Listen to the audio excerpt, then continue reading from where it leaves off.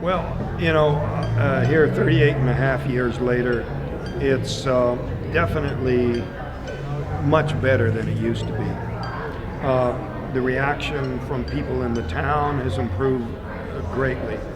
It was extremely controversial at the time. Now in the movie, they make it look like everybody was against us. But actually it was worse than that.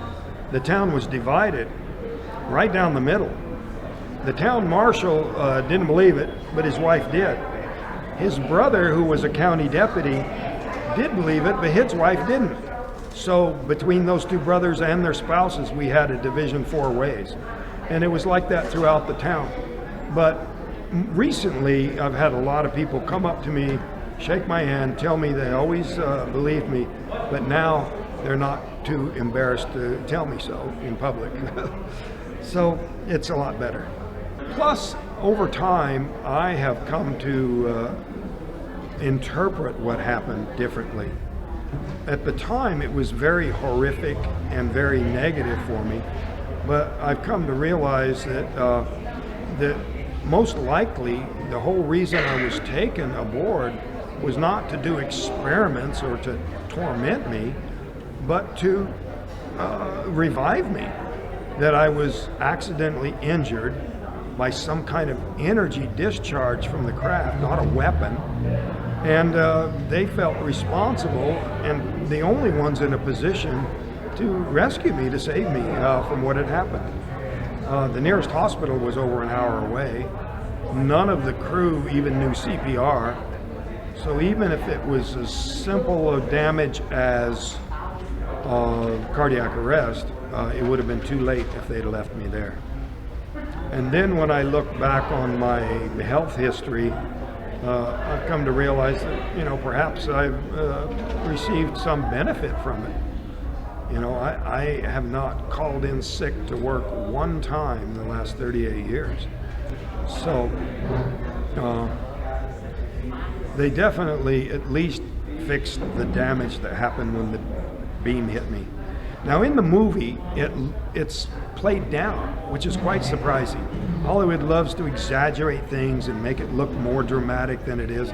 But in the case of the beam hitting me, it looks like some spotlight comes on, holds the actor for a few seconds, and then tosses him back. But it was actually much more violent than that. The crew compared it to me stepping on a landmine or a grenade going off, throwing me through the air so violently, they all immediately just knew it had killed me. He's dead, they said. They were screaming at each other. He's dead and we're next. So they took off. The only sensible thing to do. People criticize those guys for leaving as cowardly, but I don't think so.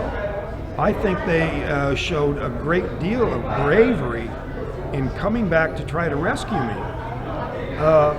By the time they got back, the aliens had already taken me. But the fact that they tried at all took a lot of courage. And so when the crew went to the sheriff and tried to tell him what happened, the lawman could tell that something definitely very traumatic had happened. Some of the men were still crying, but they thought that there had been some kind of a murder, some kind of chainsaw fight or something, and that the crew decided to make up this crazy story to cover up for a murder. So they brought in the state police lie detector expert and tested the men, which they passed. And at the time, the president of the American Polygraph Association was talking about this case, and he said, when you have 6 people passing tests on the same issue, the odds are over 1,000,000 to 1 that there could be any kind of a mistake in the testing. So the sheriff and his men suspected that the men had made up a story to cover up for the murder. And so during the search, they put an officer with each of the men to stay with them every minute. And they kept pushing at him, come on, just tell us where the body is. Maybe it wasn't you that killed Travis. If you cover up for this, you'll be just as liable as the one who did the killing. So tell us where it happened, And So when they brought in the state police lie detector expert, the men passed. And so the president of the American Polygraph Association says that the odds were over 1,000,000 to 1 of there being any kind of a mistake when you have that many people passing a test on the same issue. Well, now there's been 16 past tests in connection with this incident. I've passed 5 of them from 3 different experts, all of who had years of experience in law enforcement. And so, you know, when is enough is enough. I bring up the example that 6 people testifying that they witnessed a murder without polygraphs would have been sufficient to convict someone in an American court of law, and perhaps the death penalty. So why is 6 witnesses sufficient to put someone to death, but 6 witnesses with lie detector tests, people are still saying, oh, I don't know about that one, you know. So something's wrong with the difference in standards here. Nowadays, things are a lot better, you know. People are much more accepting. See, back when this happened, they didn't know of a single planet for sure outside of our solar system. Astronomers speculated that probably 1 star in 100 had a planet. Now NASA announced that it is a virtual certainty that every star has probably an average of about 12 planets. So, you know, with the billions of stars that they know of in our own galaxy, our immediate neighborhood, that makes for billions of stars that are possibly life-supporting. So things have changed, you know. The space travel, the shuttle missions became routine. We have a whole generation growing up that are much more technologically oriented. You know, the Hubble and Kepler telescopes, you know, people understand that we couldn't be alone in this universe. Well, I have a theory about the reason. See, skeptics say, why don't these aliens just come and land on the White House lawn? If they're really here, why don't they just come and talk to the president? But they tried that back in the 50s and they scrambled the fighter planes. Then on the other hand, the point has been brought up, with technology that advanced, they could easily keep their presence here completely unknown to us and still go about doing everything they do. So why is it somewhere in between landing on the White House lawn and staying completely hidden? I think it has to do with a gradual conditioning process on the human population on Earth to get us ready for open contact, which we're certainly not ready presently. I mean, the people at this conference would take it in stride, but the average person, I mean, there would be people who wouldn't go to work. Many institutions that exist would collapse. So, you know, perhaps the governments that keep this secret are doing with a bit of wisdom.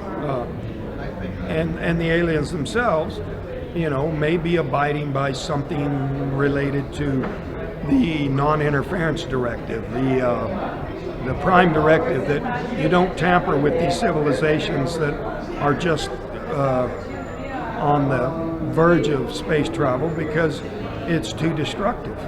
You know, the early movies about aliens were almost always about monsters and invaders. Well, I gave a talk recently to a group of Hollywood filmmakers, actors, producers, and I was telling them that it's time to change to a different approach. That